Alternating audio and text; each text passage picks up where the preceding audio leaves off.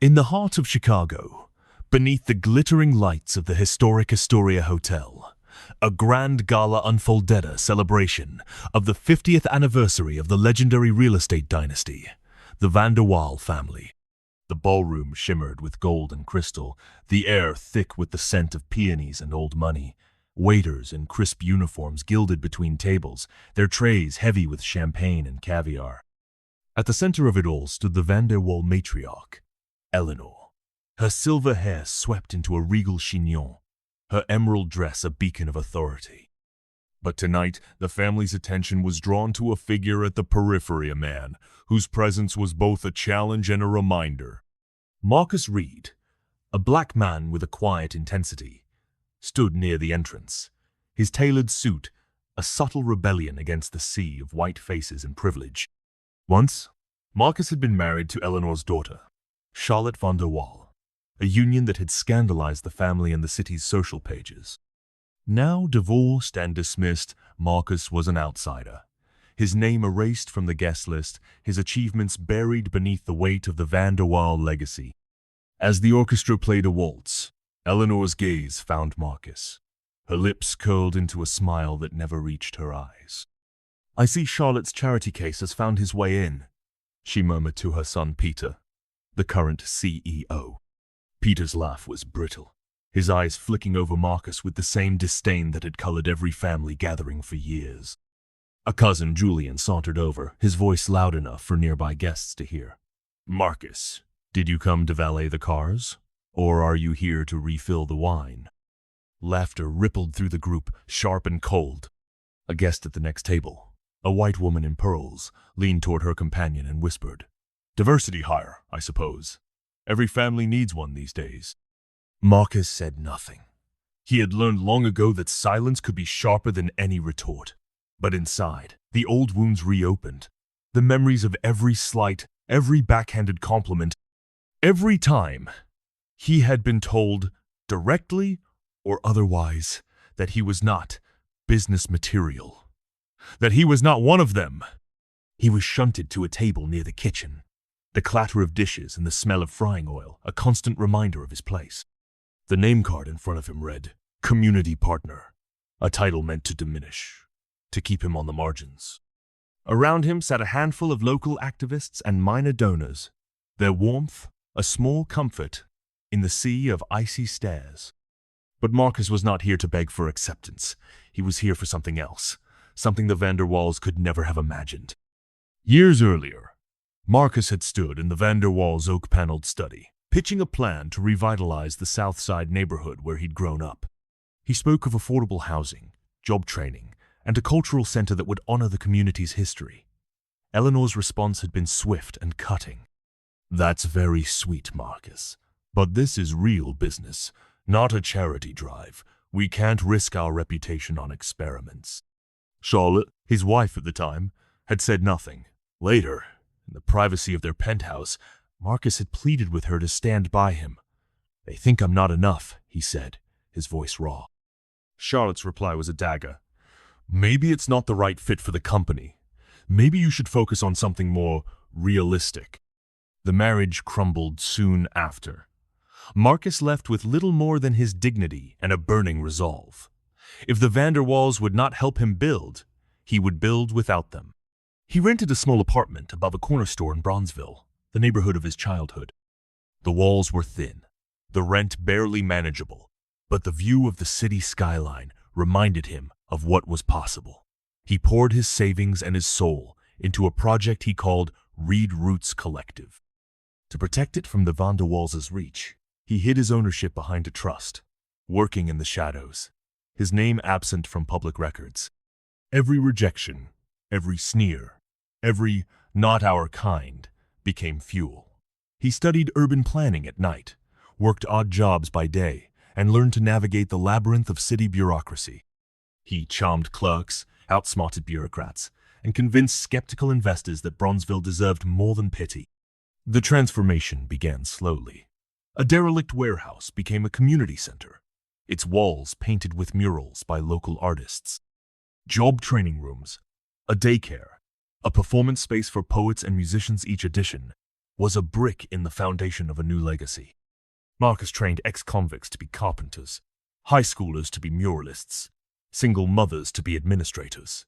"This is ours," he told them, his words a spark that kindled pride. On opening day, the center buzzed with life. Children darted through the halls, elders nodded in approval, and a young boy tugged at Marcus's sleeve. "Are you the boss?" the boy asked, eyes wide. Marcus knelt, his smile gentle. "I'm the boss, and this place is for you." But Marcus's triumph was not without risk. The Van der Waals, ever hungry for expansion, had set their sights on Bronzeville.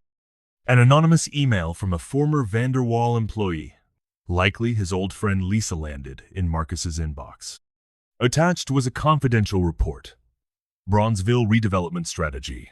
The Van der Waals plan to sweep the neighborhood into a glossy vision of luxury condos and boutique cafes, erasing its soul for profit. The report's assessment of the community center was dismissive. Current owner unknown, likely nonprofit, backed idealist, weak leverage. Marcus laughed bitterly. They hadn't bothered to look deeper. The deed to the property, hidden behind layers of legal protection, bore his name. A second email, this one a mistake, arrived from Eleanor's assistant. "Push hard. No one serious runs that place." The words were a gift-a-crack in the Van der Waal armor. Marcus's plan took shape. He would confront them, not as a supplicant, but as the architect of Bronzeville's future. He reached out to Lisa. "Can you get me into the gala? No questions." Her reply was swift. "I'll handle it." The night of the gala, Marcus arrived unannounced, his portfolio heavy with proof deeds, blueprints, impact reports. The Van der Waals had tried to erase him, but tonight he would write himself back into the story. As the evening wore on, the MC announced a special segment, "A word from our community partners." Lisa had secured Marcus a slot. He rose from his table, the eyes of the room tracking him with a mix of curiosity and contempt. Eleanor's smile was a mask. "Marcus, dear. Consulting these days, I presume?" Julian's smirk was razor sharp. "Here to park cars, Marcus?" The laughter was a chorus of old wounds. Marcus's voice was steady as he took the stage. "Tonight, I speak for Bronzeville, a place you've marked for your profit." The screen behind him, prepared by Lisa, blazed with the deed to the community center. Marcus Reed, owner. Gasps rippled through the crowd. Blueprints followed, showing the center's transformation. Photos of children painting murals, elders teaching trades, families thriving. "You tried to buy what I've built," Marcus said, his gaze sweeping the room. "While you chase power, I've forged a legacy." Eleanor's face blanched. Her hand trembled, her composure fracturing. Peter's jaw tightened, his eyes darting to the board members, who whispered furiously among themselves. Julian's laughter died in his throat. "He's lying," he sputtered, but the evidence was irrefutable. Charlotte, standing near the stage, her face pale, stepped forward. For the first time, she spoke in Marcus's defense. "He's telling the truth. I've seen his work. It's real." The room stilled. The Van der Waals' united front cracked, the old certainties crumbling. Marcus pressed on. "This isn't about vengeance. It's about truth. You thought you could erase me, but I've built what you couldn't see." The screen rolled stats. 300 jobs created, 70 families housed, a cultural hub booked for years. A senator leaned toward his aide, scribbling notes. A black server, near the kitchen, who had slipped Marcus a note earlier. "We know who you are. Thank you," clapped softly, her smile a beacon. The MC tried to reclaim control, but the crowd belonged to Marcus. Activists stood, their applause spreading, joined by donors and even a few executives. Journalists typed furiously, capturing the moment. By morning, a guest's video exploded online. He married into the empire, then bought their land. The clip of Marcus's deed, Charlotte's defense, and his poised delivery trended.